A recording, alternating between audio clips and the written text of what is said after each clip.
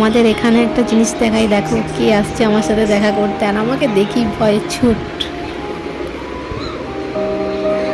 এই দেখো, যা যা যা।